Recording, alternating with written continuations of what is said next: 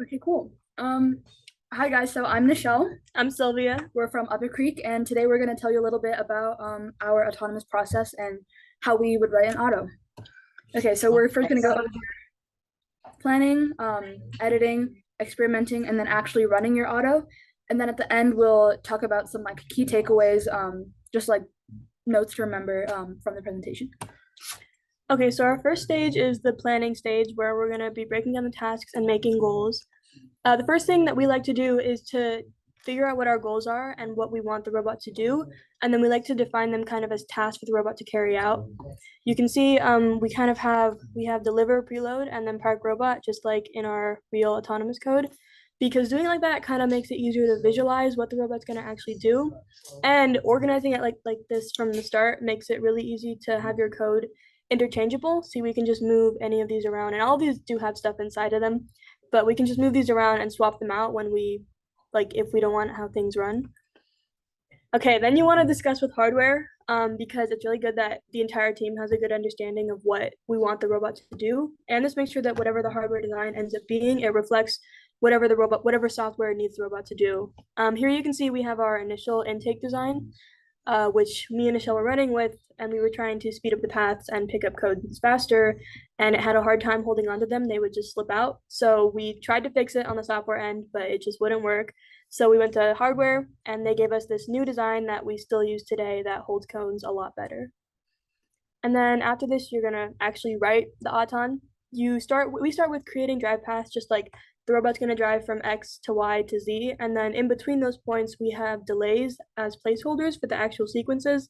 Kind of like just imagine how long you think it'll take to deliver a cone or to pick up a cone, and then put that delay in. And this really helps check the practicality, how realistic is your autonomous gonna be. And then after that is when we start to replace the initial delays with the real sequences. We like to hold off on this step because it gives hardware more time to actually develop the robot while we can still do a little bit of code, without waiting for them. Yeah, okay, so the next step, once you have your auto, is editing. So the first thing you want to work on is getting it consistent and repeatable. So the biggest thing with this is you want to just keep running and keep running your auto until it is as consistent as possible. This can mean that you're like changing sequences, you're changing like values in your path, or like you're just changing your whole path in general. Maybe like as you were testing, you found a different way that like makes the driving more efficient.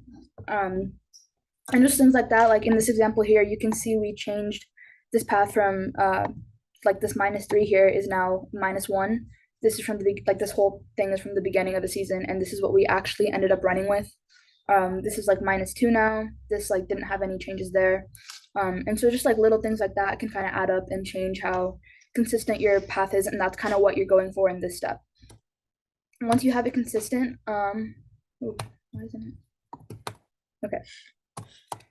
Yeah, okay. Once you have it consistent, the next step you want to work on is getting it efficient and optimizing everything. So thus far, you've kind of just been working on getting your auto and getting it to work and having it be accurate. And now what you're going to do is cut time because we haven't really paid attention to how long it takes. Now we want it to fit within our time restraint and also like add safeguards, things like that. For example, we have a sensor on our like junction brace that goes up and catches the junction. And initially at our first competition, we had it so that if you didn't catch or the sensor didn't go off, you just wouldn't deliver. But obviously, like if the sensor is broken or something, then that ends up taking a lot of time. So then by our second competition, we added a safeguard that waits a maximum of like 500, 600 milliseconds before just like bypassing the sensor and delivering it on its own.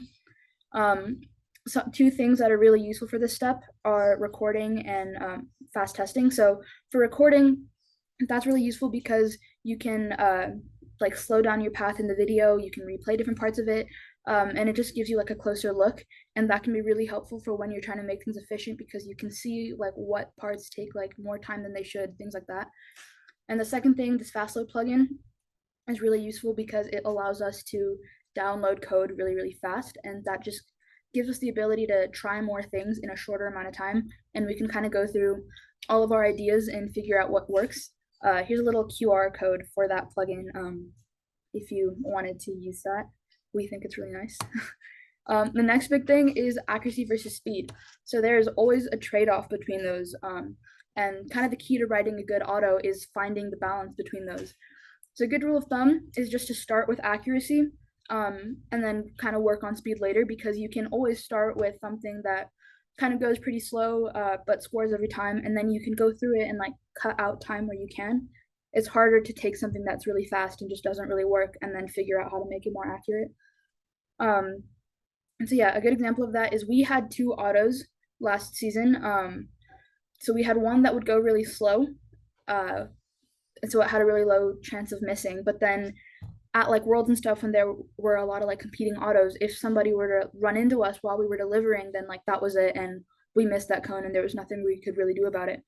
So we also wrote a second auto that prioritized speed, and then if we missed or got bumped into, this time with this auto we had time uh, to retry that delivery, and this ended up like saving us some points in the long run. So that kind of shows like how what you prioritize kind of changes based on what you're doing.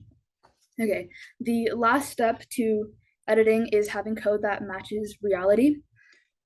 This isn't really something that you think about, but it's actually really important. Um, Having code that matches reality just makes editing so much easier. Using units that correspond to like things that you can think in like terms of is really nice, because like thinking in terms of inches or degrees, things like that, is a lot easier than being like, oh, like 0.47 like encoder counts, or like this many like servo like ticks, things like that. um in this image here, each of these like little green points is like the servo position as a like function of like the power, and then we fit this function to it, this like black line, we fit that to it, and then we're able to put that function in our code, so that instead of writing it the code in servo degrees or servo counts, things like that, we can then just put in like the angle we want. And then another like really nice part of this is that it prevents kludging after hardware changes, which just means that like if hardware were to make a super major change, or like they like put the servo or like motor back in like the wrong direction, something like that, you don't have to change all of your code. You don't have to go through all of those things again. All you have to do is change this function, and everything you had before is going to work again, versus like having to go through and change everything, which is a big time saver, just because like one, thinking in these terms is so much easier, and two, like if that major hardware change happens, like you don't have to scrap everything. Okay, so the next stage is experimenting, which is where we start to try to speed things up and we start to try to push the limits. So the first step is moving from accuracy to speed. Like we've been saying, you always start with accuracy, but once things work, this is the stage where you move on and start making things faster. Here are our delay times inside of our delivery function. They used to be a lot longer, but through shortening them and through fine-tuning them, we've gotten them to a really good place where they work as well as they can, as fast as they can. You can do this by, like I said, just lowering delay time, speeding up the path, things like that. And this is also where videos really do come into play, because you can really like slow down and look at specific sections of the path and really like see exactly where you might want to speed things up. The next thing that we like to do is to really try to push the limits. Once you reach whatever goal you've wanted to get to that season, you should try to keep pushing. Our original goal at the start of this year was a 5-cone auton, but by the time we got to World, we were shooting for 10, and we ended up with an 8-cone auton, not a 10-cone, but because we pushed for 10, we made our 8-cone a lot more efficient. One thing is that not everything is going to work. Not everything that you try implementing will actually be used in the long run. We actually had some drive-by deliveries that we tried to implement, but they ended up being slower than the actual original ones, so we went back to them. Okay, the next step is running. Um, Again, this is something like you don't really consider when you're running an auto or when you're writing your auto, but it is actually really important. The most important thing is that you want to keep the robot and field setup as consistent as you can, because if you're making changes but your robot isn't starting in the same place, then like you're not really getting anywhere. Um, Especially at competitions, this is really important. We make it a point to like check the field and make sure everything is set up, even at competitions, because like they might make a mistake, and that mistake could end up like costing you match, things like that. So look at the field, and if something is wrong, talk to the refs, and they're always like super willing to like change things. because they like want you to succeed. Um, yeah, and then the next thing is just collaborate with hardware on ways to make that setup more consistent. So, for example, we had this little like lock that would hold our lift in the right place at the start of setup, and then we could like tell it where it is every single time and know that like that is where it is and it's not going to change. And then we also had this little like lining up system for our turret where there was a piece on the turret and then like a mark on the robot. And then if you line those up, then we know that the turret is exactly where it's supposed to be. And then same thing with this. This is like literally on the side of the robot. We had a piece of like tape that came off, and we could line it up to the edge of the tile, and that would just tell us like how far the robot is from the end of the tile, and we could make sure that it was in the right spot. So this is our like checklist that we use like at competitions. Um, we would like go over this whole list. I would like sit in front of the robot, and then Sylvia would like read through this, and we'd make sure that we like checked every single thing. One of the really important things on here is making sure you have the right op mode. Just because you can like have this amazing auto and you've like done this whole thing and it's really great, but then at competition you like select the left side instead of the right side, or like you pick like red instead of blue, things like that. Um, and then you end up like not being able to run it, and that kind of sucks. So yeah. Okay, so now we have like final takeaways. If you're gonna remember anything from this thing, remember what these 4 points. First, you want to start small and you want to start slow. Start by making realistic goals and do your best to attain them. And you always want to focus on the time, on the tasks first, not the time. Try not to worry about the time at the very beginning, and try to keep your goal in sight with whatever you're doing. Next, you want to balance speed and accuracy. Always prioritize accuracy first, but speed will come.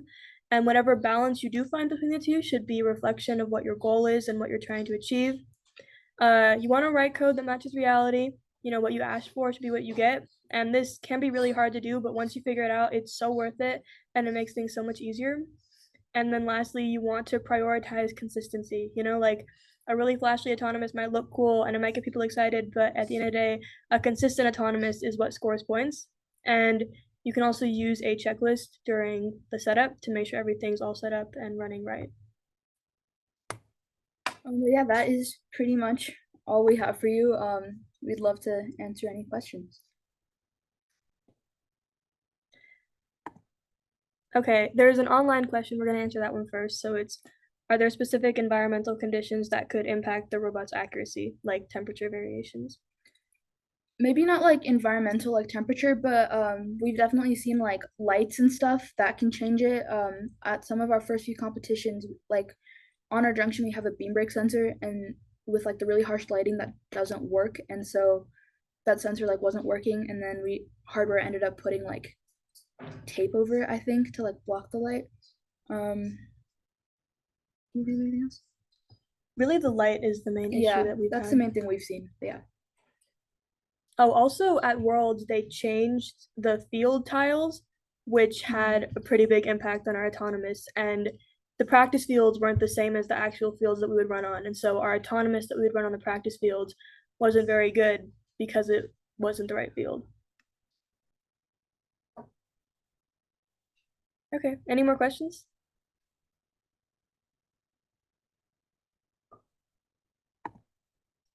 Okay, I think that's it then. Thank you guys so much for coming. We're gonna wrap up. Wait, we have one more question from an in-person Oh, yeah, go ahead. listener. How do you accurately position the robot in order to keep it the same between each autonomous run? We're gonna go back to our slide. So we have these three things that are core components of the robot. This is mainly for the robot's like physical position on the field. We line it up using this piece of tape and then the side of the field the same way every single time. And then for the heading of the robot, usually either me and Michelle will get down and make it as perfect as we can, and then the other one will look down on it from above and double check that it's correct. And then we have these two things for the turret and for the lift to make sure that they're both in the same position every single time that we start. Right. Any more questions? All right. Thank you, Team Up a Creek, for that presentation. Thank you. Goodbye.